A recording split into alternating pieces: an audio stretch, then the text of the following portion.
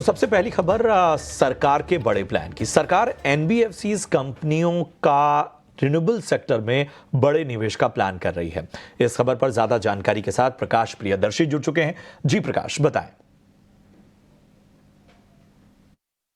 देखिए, सूत्रों के हवाले से जो जानकारी हमें मिल रही है उसके हिसाब से जो गवर्नमेंट एनबीएफसीज हैं उन्होंने रिन्यूएबल एनर्जी सेक्टर में 12 लाख करोड़ रुपए से भी ज्यादा के निवेश की योजना तैयार की है। सूत्र हमें बता रहे हैं कि आरईसी, पीएफसी और इरेडा जैसी जो कंपनीज हैं उन्होंने अगले 5 साल के अंदर 12 लाख करोड़ रुपए से भी ज्यादा की निवेश की योजना तैयार की है और कई तरह के ऐसे ऑप्शंस तलाशे गए हैं जिससे कि जो इंडस्ट्री की फंडिंग रिक्वायरमेंट है वो पूरी की जाए।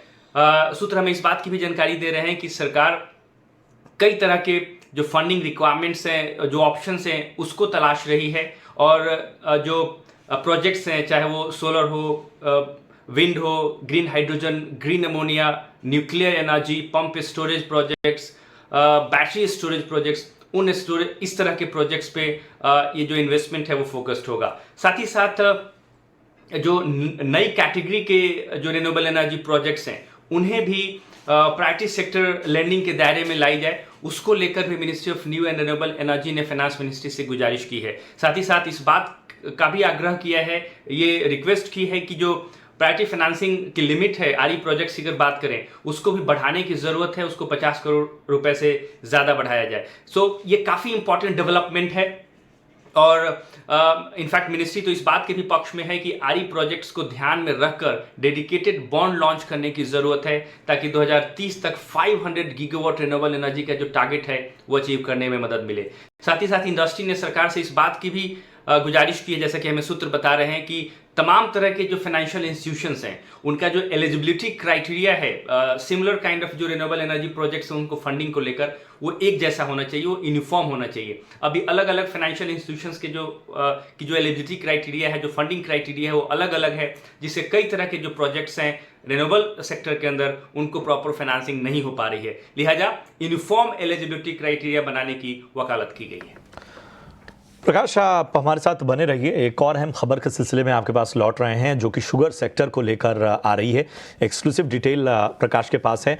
पेट्रोलियम मंत्रालय ने एथेनॉल कीमतों में संशोधन का प्रस्ताव भेजा है। प्रकाश, बताएं आखिर क्या है पूरी खबर। देखिए, सूत्रों के हवाले से जो हमें जानकारी मिल रही है उसके हिसाब से पेट्रोलियम मंत्रालय ने इथेनॉल प्राइस रिवीजन से संबंधित जो कैबिनेट नोट है उसको फाइनल रूप दे दिया है।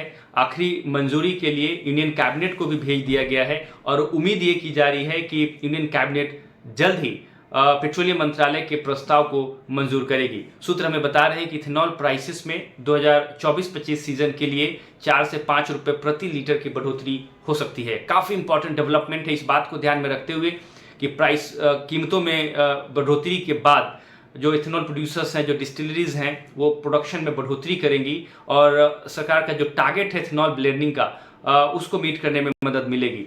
सरकार का टारगेट 2024 के आखिर तक 15% इथेनॉल ब्लेंडिंग का है और 2025 के आखिर तक 20% इथेनॉल ब्लेंडिंग का है। लिहाजा कीमतों में बढ़ोतरी काफ़ी इंपॉर्टेंट ट्रिगर साबित हो सकती है। इसके अलावा आप ये देखें कि जो भी रिस्ट्रिक्शंस थे इथेनॉल प्रोडक्शन से संबंधित वो सारे रिस्ट्रिक्शंस लगभग सरकार ने हटा लिए हैं। उम्मीद ये की जा रही है कि इथेनॉल प्रोडक्शन में तेजी आएगी। वर्ल्ड मार्केटिंग कंपनीज की तरफ से जो प्रोक्योरमेंट है उसमें भी बढ़ोतरी होगी, क्योंकि फूड मिनिस्ट्री ने पहले ही इस बात की सिफारिश की है कि इथेनॉल प्राइसेस में बढ़ोतरी होनी चाहिए। लिहाजा सोर्स हमें बता रहे हैं कि इसमें करीब 4 से 5 रुपए की बढ़ोतरी हो सकती है प्रति लीटर के हिसाब से। सरकार को करीब 1016 करोड़ लीटर इथेनॉल की जरूरत होगी 20% इथेनॉल ब्लेंडिंग के टारगेट को हासिल करने के लिए, जिसको लेकर इस वक्त गवर्नमेंट काफी कॉन्फिडेंट नजर आ रही है। शुक्रिया करेंगे प्रकाश आपका इस अहम जानकारी के लिए। चलिए बढ़ते हैं।